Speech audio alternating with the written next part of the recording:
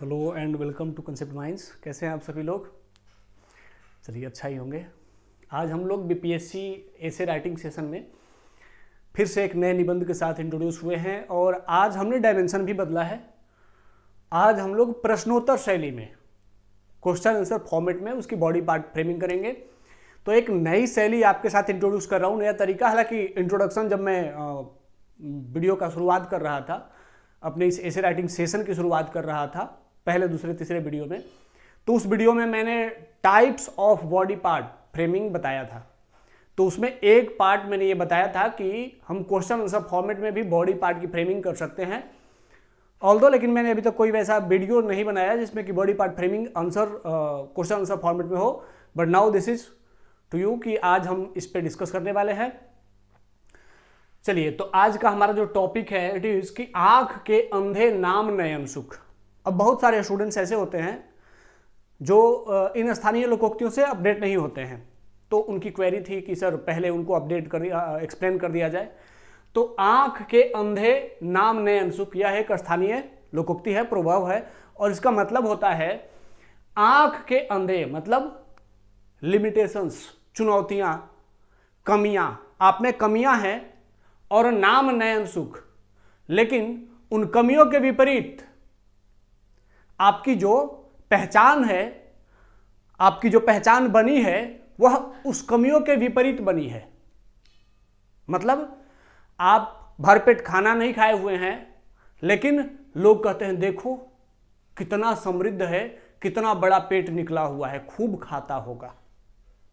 तो इसे कहते हैं आंख का अंधा नाम नयन सुख। मतलब जो आपके पास नहीं है उस पर आपकी पहचान बन जाना, उसके विपरीत। ठीक है, चलिए बाकी अब हम लोग इसको समझते हैं। And this session will be bilingual content, और मेरी मैं जो बोलूंगा वो भी बाइलिंगुअल होगा, सो दैट इंग्लिश मीडियम और हिंदी मीडियम दोनों मीडियम के स्टूडेंट्स इक्वली बेनिफिट प्राप्त कर सकें। अभी आज मैं जब न्यूज़पेपर पढ़ रहा था तो उसमें मुझे एक अच्छा टॉपिक मिला, एक अच्छा कंटेंट मिला। आप लोग पता नहीं न्यूज़पेपर कितना पढ़ते होंगे, लेकिन अगर पढ़ रहे हैं तो it will definitely help you in your exam, और बहुत अच्छे स्तर के कंटेंट आपको वहाँ से मिलते हैं। तो मैंने एक सर्वे देखा इंडिया टुडे ग्रुप का, ठीक है, और उसमें उस सर्वे का नाम था ग्रॉस डोमेस्टिक बिहेवियर, सकल घरेलू व्यवहार।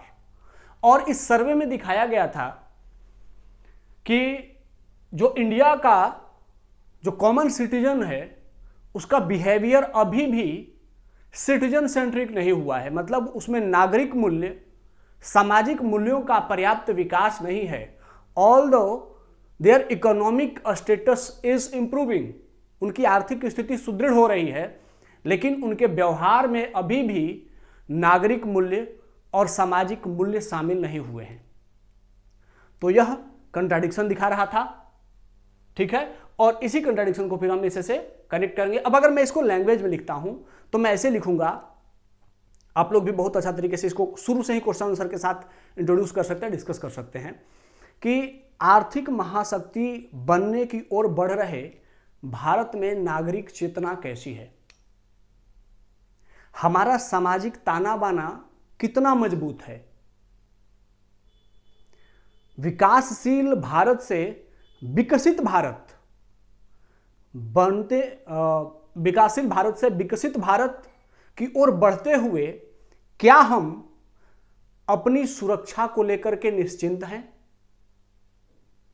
क्या आज भी हमारे निजी और सार्वजनिक फैसलों पर जाति, धर्म और लिंग का भेदभाव हावी रहता है?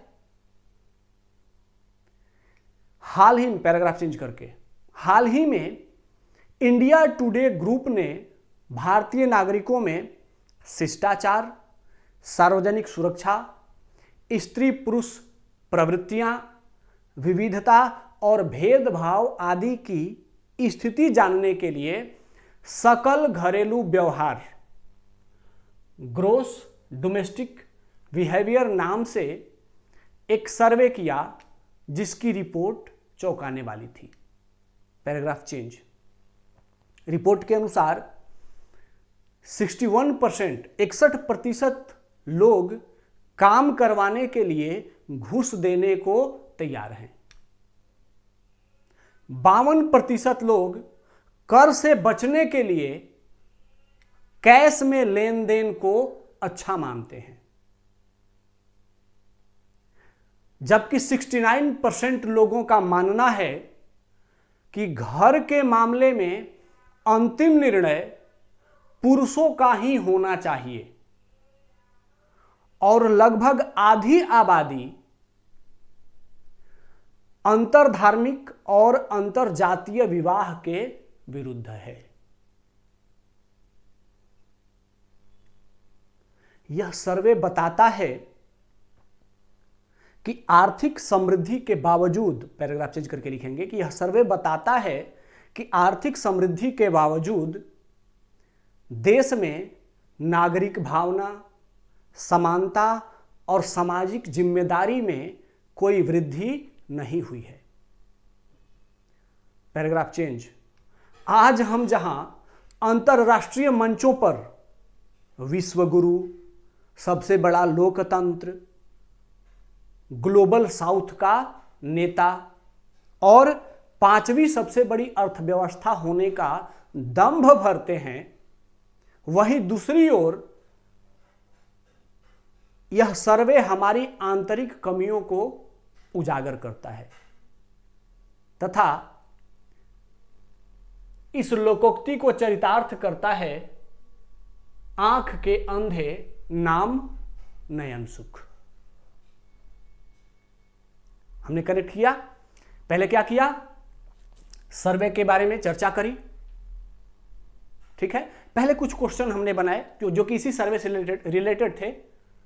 फिर उसके बाद सर्वे की रिपोर्ट की चर्चा करी। फिर बताया कि रिपोर्ट में कितना कंट्राडिक्शन है। भारतीयों की आर्थिक आय बढ़ रही है, लेकिन भारतीयों में नागरिक भावना का विकास नहीं हो रहा है। We are lacking in citizenship values, social values, gender values. हमारे अंदर ये कम है और ये इंप्रूव नहीं हो रहा है। और अभी भी हमारी आधी आबादी जातीय और धर्म संबंधी भेदभाव से ग्रस्त है। आज भी हमारी 69% पॉपुलेशन मानती है कि घर का फैसला पुरुषों को लेना चाहिए, महिलाओं को नहीं। मतलब महिलाओं की क्षमता को कम करके आंका जाता है। जबकि आज सुनीता विलियम्स 9 महीने अंतरिक्ष में रह करके आ रही हैं। आज भारत की जो सबसे ऊपर भारत का जो पोस्ट है प्रेसिडेंट, उस पर एक महिला बैठी हुई हैं। और उस भारत में लोग मानते हैं कि महिलाओं में निर्णय लेने की क्षमता कम है। तो यह दिखाता है कि भारत आंख का अंधा है और दुनिया के मंचों पर दंभ भरता है कि हम तो नयन सुख हैं। देखो भाई, हम तो विश्व गुरु हैं और अपनी घर की स्थिति बहुत खराब है। यह सर्वे का रिपोर्ट बताता है। तो इस तरीके से हमने क्या किया, सर्वे की रिपोर्ट को लैंग्वेज थोड़ा अपना बनाया, ताकि लैंग्वेज से हमारी शब्द की जानकारी, हमारी शब्द की गुणवत्ता, हमारे क्वालिटी ऑफ वर्ड सिलेक्शन, ये एग्जामिनर तक पहुंच सके कि I am very much capable in using quality words. Okay. और उसके बाद फिर हमने उसको ऐसे से कनेक्ट किया। अब आते हैं पैराग्राफ चेंज। पैराग्राफ चेंज करके बार बार मैं कहता हूं कि जब हम इंट्रोड्यूस कर लेंगे तो इंट्रोडक्शन के बाद जो भी प्रोवर्ब होगा, जो लोकोक्ति होगी, उसको क्या करेंगे, एक्सप्लेन करेंगे। लेकिन यहां एक्सप्लेन करने का तरीका थोड़ा अलग रखेंगे। जैसे सबसे पहले हम क्या करेंगे कि पहला जो एक्सप्लेन करेंगे तो उसका सबसे पहला पैराग्राफ होगा, उसको एक क्वेश्चन के साथ शुरुआत करेंगे। एंड क्वेश्चन वुड बी कि what does it mean to be blind here. यहां आंख के अंधे होने का क्या तात्पर्य है, यहां का मतलब उस निबंध में। और फिर इसका उत्तर लिखेंगे कि यहां आंख के अंधे होने का तात्पर्य व्यक्ति, समाज, अर्थव्यवस्था, राजनीति, धर्म आदि में चुनौतियां और सीमाएं हैं और उन सीमाओं के साथ होने से है।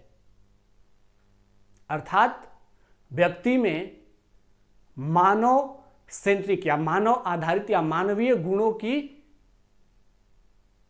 निम्नता से है। ठीक है। फिर उसके बाद पैराग्राफ चेंज करेंगे और फिर अगला क्वेश्चन फ्रेम करेंगे। Meaning of blind named as Nayan Sukh. अंधे का नाम नयन सुख होना क्या है, और फिर इसको बताएंगे कि यह एक प्रकार का इट इज अनकंट्राडिक्शन, यह एक विरोधाभास है। अर्थात जिसके आंख अंधे हैं, जिसके पास आंख नहीं है, उसे सबसे सुंदर आंखों वाला उपाधि देना यह दर्शाता है कि जीवन, समाज, अर्थव्यवस्था ये सभी विरोधाभासों से युक्त होते हैं, और यहां पर निबंध उन्हीं विरोधाभासों को इंगित करता है। ठीक है। फिर उसके बाद जैसे हम इसका एग्जाम्पल भी दे सकते हैं उसी पैराग्राफ में कि largest democracy but no citizen values. हमारे यहां भारत दुनिया की सबसे बड़ी लोकतंत्र है, लेकिन अभी भी हमारे यहां नागरिक भावना सीमित है। जब भी लोकतंत्र का जब सबसे बड़ा पर्व आता है, चुनाव का दिन आता है, तो हम चुनाव के दिन यह देख करके वोटिंग नहीं करते कि कौन सा उम्मीदवार हमारे लिए सबसे अच्छा है, जिसमें क्वालिटी है, जो देश के लिए, राजनीति के लिए अच्छा है, समाज के लिए अच्छा है। हम क्या देखते हैं कि यह मेरी जाति का है, मेरे धर्म का है, मेरे वर्ग का है। हम जाति, धर्म, वर्ग देख करके, अपने विचार देख करके वोट देते हैं। हम यह नहीं देखते हैं कि जो हमारा कैंडिडेट है वह हमारे लिए, लोकतंत्र के लिए कितना सही है, और हमारी जाति धर्म वाला चाहे कितना ही बड़ा अपराधी हो, हम उसको वोट दे देते हैं। तो यह क्या है? यह कंट्राडिक्शन दिखाता है कि हम दंभ भरते हैं कि हम सबसे बड़ी डेमोक्रेसी हैं, लेकिन हमारे यहां लोगों में डेमोक्रेटिक वैल्यू ही नहीं है। यही है आंख के अंधे कि डेमोक्रेटिक वैल्यू नहीं है, और नाम क्या है? दुनिया की सबसे बड़ी लोकतंत्र। तो नाम नयन सुख। ठीक है, इस एग्जाम्पल के साथ आगे बढ़ेंगे। अगला क्वेश्चन, पैराग्राफ चेंज करके, इज कंट्राडिक्शंस या contradiction less idea society actions exist. क्या विरोधाभास मुक्त विचार, समाज, कार्य संभव है? अगला क्वेश्चन, फिर उसके साथ उसी का आंसर भी लिखना शुरू करेंगे। अब उसका आंसर चूंकि हमने 3 वर्ड यहां पर आइडेंटिफाई किए हैं, आइडियाज, विचार, सोसाइटी एंड एक्शंस, समाज और कार्य, तो तीनों के एक एक उदाहरण देंगे। अब सबसे पहले आएंगे विचार पर, आइडियाज पर। एक स्टेटमेंट है, एक आइडिया है, एक विचार है कि human being is a good animal. मनुष्य एक अच्छा प्राणी है। क्या आप सभी ऐसा मानते हैं? नहीं मानते हैं। अब इसी को लेकर के वेस्टर्न और इंडियन थिंकर्स में भी अंतर है। सोचिए, वेस्टर्न थिंकर्स हैं, 2 बड़े बड़े वेस्टर्न थिंकर हैं, एक हॉब्स हैं और एक मैकियावेली। मैकियावेली का नाम आप लोगों ने सुना होगा। उन्हें आधुनिक काल का सबसे बड़ा राजनीतिक विचारक कहा जाता है। उन्होंने द प्रिंस पुस्तक लिखी थी और उसी पुस्तक में उन्होंने राजनीति के सिद्धांतों की चर्चा करी है। कहा जाता है कि जैसे भारत में चाणक्य हुए हैं, चाणक्य ने राजनीति शास्त्र की सबसे बड़ी पुस्तक अर्थशास्त्र लिखी, उन्हीं के समकक्ष, उन्हीं के तुलना के बराबर पश्चिम में मैकियावेली हुए। और ये दोनों मानते हैं, हॉब्स और मैकियावेली, कि मनुष्य एक बुरा प्राणी है। इसीलिए वो कहते हैं कि मनुष्य एक बुरा प्राणी है, तो मनुष्य को एक सिस्टम में रखने के लिए, मनुष्य के दूसरे सभी मनुष्यों के अधिकार को सुरक्षित रखने के लिए, उनकी सुरक्षा सुनिश्चित करने के लिए कठोर शासन और मजबूत शासन की आवश्यकता होती है। इसीलिए जो शासक है उसके पास सारी शक्तियां होनी चाहिए। अर्थात मनुष्य एक बुरा प्राणी है और वह तभी अच्छा रह सकता है जब उसे भय होगा कि अगर मैं गलती करूंगा तो मुझे दंड मिलेगा। जबकि भारत का इंडियन विचार क्या मानता है, भारतीय विचार क्या मानता है, भारतीय दर्शन क्या मानता है? तो जो हमारा षड दर्शन है वह कहता है कि मनुष्य न तो बुरा प्राणी है न अच्छा प्राणी है। और उसको कैसे एक्सप्लेन किया जाता है कि यह मृत्यु लोक है, पृथ्वी लोक है। ऐसे 3 लोक हैं, ऊपर है स्वर्ग लोक, नीचे है पाताल लोक और बीच में है पृथ्वी लोक। स्वर्ग लोक में सतोगुण की प्रधानता है। सतोगुण मतलब अच्छे गुणों की प्रधानता है। वहां पर देवता रहते हैं और उनमें बहुत अच्छे गुण होते हैं। जबकि जो पाताल लोक है उसमें राक्षस रहते हैं, दानव रहते हैं और उनमें तमोगुण की प्रधानता है। तमोगुण मतलब नकारात्मक गुण, हानिकारक गुण, बुरा गुण। और यह पृथ्वी जो है, इसे हम मृत्यु लोक कहते हैं, यह स्वर्ग लोक और पाताल लोक के बीच में है। तो स्वर्ग लोक और पाताल लोक के बीच में है, तो इसीलिए स्वर्ग लोक के जो गुण हैं और पाताल लोक के जो गुण हैं दोनों यहां पर आकर के मिल जाते हैं। तो स्वर्ग लोक से सतोगुण भी आता है और पाताल लोक से तमोगुण भी आता है, और दोनों जब मिक्स होते हैं तो एक नया गुण बन के आता है, रजोगुण। तो पृथ्वी पर सतोगुण भी है, तमोगुण भी है और दोनों के मिक्स से उत्पन्न एक नया रजोगुण भी है। अर्थात यहां जो मनुष्य है वह अच्छा भी हो सकता है, बुरा भी हो सकता है और न्यूट्रल भी हो सकता है। एक ही मनुष्य किसी समय अच्छा हो सकता है, किसी समय बुरा हो सकता है, किसी समय न्यूट्रल हो सकता है, ऐसा भारतीय दर्शन मानता है। ठीक है। हालांकि भारतीय दर्शन में भी जैसे विवेकानंद जी हो गए या गांधी जी हो गए, ये लोग मानते हैं कि मनुष्य एक अच्छा प्राणी है। ये मनुष्य को अच्छा प्राणी मानते हैं। इसीलिए गांधी जी कहते हैं कि सत्य और अहिंसा जीवन के आदर्श होने चाहिए, क्योंकि वो मानते हैं कि मनुष्य अच्छा प्राणी है तो सत्य और अहिंसा को वो स्वीकार कर लेगा और अपने जीवन में सत्य और अहिंसा को अपना लेगा और अपना ही लेगा, क्योंकि वो अच्छा प्राणी है। जबकि एग्जैक्टली ऐसा हुआ नहीं। सभी मनुष्य सत्य और अहिंसा को अपने जीवन का आदर्श नहीं बनाते हैं, अपने जीवन में उसको नहीं ढोते हैं। क्यों? क्योंकि हमारा दर्शन कहता है, षड दर्शन जब आप लोगों ने सुना होगा, पढ़ा होगा, तो वो कहता है कि नहीं, मनुष्य सतोगुण, रजोगुण और तमोगुण तीनों गुण से युक्त है। तो वेस्टर्न सोसाइटी कहती है, वेस्टर्न विचार कहते हैं मनुष्य एक बुरा प्राणी है। भारतीय दर्शन कहता है कि न तो मनुष्य अच्छा है न बुरा है, मनुष्य अच्छा भी हो सकता है, बुरा भी हो सकता है। और गांधी जी कहते हैं मनुष्य अच्छा प्राणी है। तो मनुष्य के बारे में ही 3 अलग अलग विरोधाभास आ गए। भारत में ही 2 विरोधाभास आ गए, भारत के बाहर भी एक विरोधाभास आ गया। तो कोई भी एक विचार संपूर्ण सत्य नहीं हो सकता। क्या विरोधाभास मुक्त विचार संभव है? तो हम कहेंगे इन एग्जाम्पल्स के साथ नहीं। अब चूंकि ये विचार मुझे इसके बारे में, चूंकि मेरी हिस्ट्री में इंटरेस्ट रही है, मैं हिस्ट्री पढ़ाते रहा हूं, तो हिस्ट्री मुझे आती है, तो मुझे हिस्ट्री के ये चीजें पता थी, मुझे थोड़ी फिलोसफिकल टच भी पता थी। आप कोई और विचार लेकर के उस पर बात कर सकते हैं, ठीक है।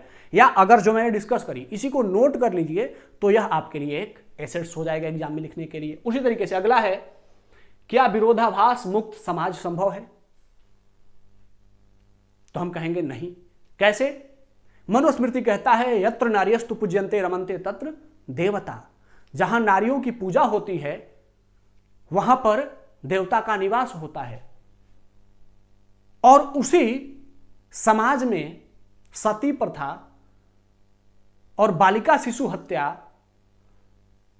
जैसी कुप्रथाएं भी हैं। जो समाज कहता है कि नारी सबसे श्रेष्ठ है और उसी समाज में नारियों की स्थिति सबसे कमजोर है, तो वह समाज का क्या है? विरोधाभास। समाज भी विरोधाभास मुक्त संभव नहीं है। तीसरा है कार्य।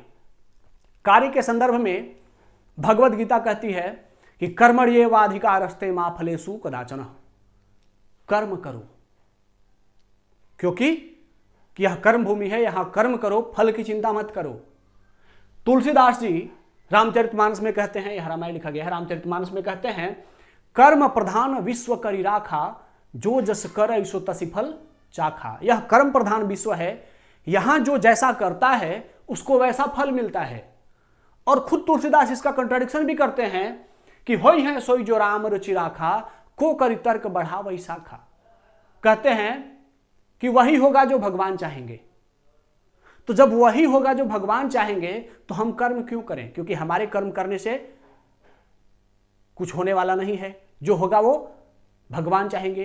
तो कंट्राडिक्शन, रामचरितमानस में भी कंट्राडिक्शन है, हालांकि अलग अलग संदर्भ में बात कही गई है, लेकिन विचार, व्यवहार और कार्य के संदर्भ में भी कर्म कैसा करें, तो भगवद गीता कहती है निष्काम कर्म करें, भारतीय दर्शन कहता है निष्काम कर्म करें, पश्चिमी सिद्धांत कहता है कि लक्ष्य आधारित कार्य करो, पहले अपना लक्ष्य निर्धारित करो।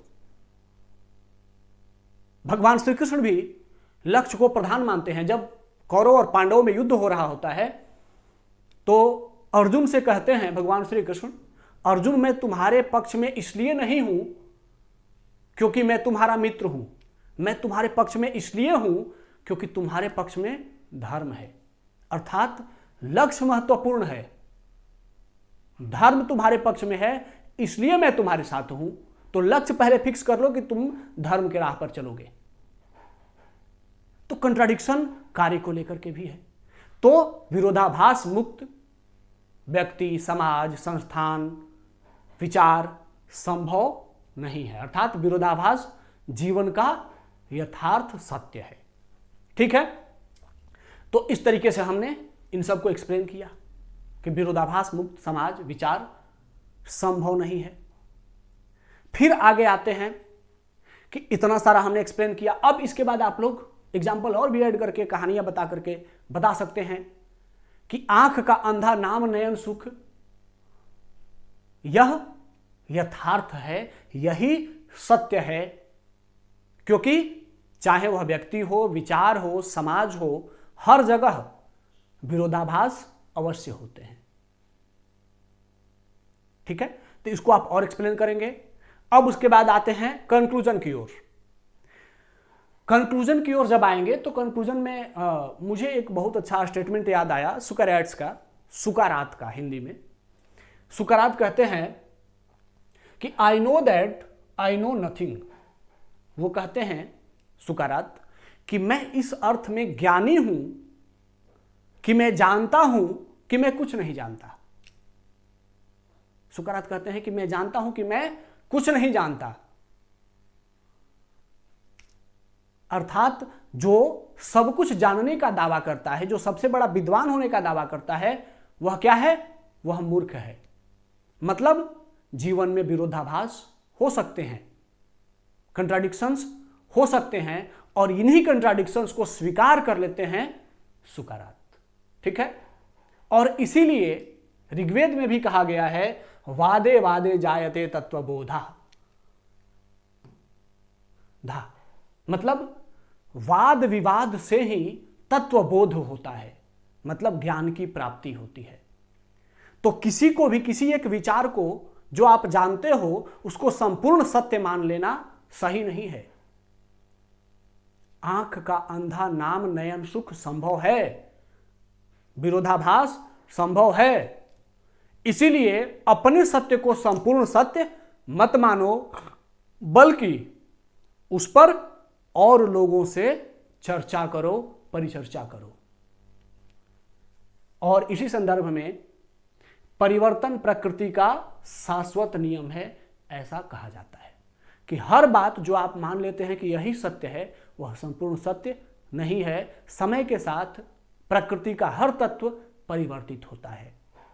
तो आज जिसे आप मानते हैं कि आंख के अंधे का नाम नयन सुख नहीं होना चाहिए, यह आपकी नासमझी है, क्योंकि आंख के अंधे और नाम नयन सुख वाले विचार हमेशा, हर जगह, हर काल में, हर परिस्थितियों में उपलब्ध हैं। ठीक है, और इसीलिए यह संभव है कि आंख का अंधा नाम नयन सुख, यह विचार, कंट्राडिक्शंस, यह विरोधाभास समाज का सत्य है, लेकिन संभव है। और आंख का अंधा नाम नयन सुख, यह कोई अपवाद नहीं है। ठीक है, अब देखो, मैंने एक तरीका लेकर के इसको एक्सप्लेन किया, एक डायमेंशन में गया। आप इसका दूसरा डायमेंशन जा सकते थे। कैसे? आंख का अंधा नाम नयन सुख। अब आप इसको खारिज करते जाते कि देखो, देश में विरोधाभास दिखाते जाते, दूसरा डायमेंशन याद करो, व्यक्ति के संदर्भ में विरोधाभास, परिवार के संदर्भ में विरोधाभास, समाज के संदर्भ में, अर्थव्यवस्था में, राजनीति में, धर्म में, ठीक है, पर्यावरण में, पास्ट प्रेजेंट फ्यूचर वाले डायमेंशन में, तो उधर भी जा सकते थे। लेकिन मैंने आज एक अलग डायमेंशन आप लोगों के साथ डिस्कस किया कि प्रश्नोत्तर शैली में भी, क्वेश्चन आंसर फॉर्मेट में भी हम ऐसे को एक्सप्लेन कर सकते हैं, and it also be a very good presentable ऐसे। तो 3 ऐसे लिखने हैं, तो उसमें से एक क्वेश्चन आंसर फॉर्मेट में रखो, एक पास्ट प्रेजेंट फ्यूचर वाले फॉर्मेट में रखो, और एक जीवन के विविध चरण वाले फॉर्मेट में रखो। ठीक है, तो चलिए आज के सेशन को यहीं एंड करते हैं, फिर मिलते हैं नेक्स्ट सेशन में। तब तक के लिए धन्यवाद, जय हिंद।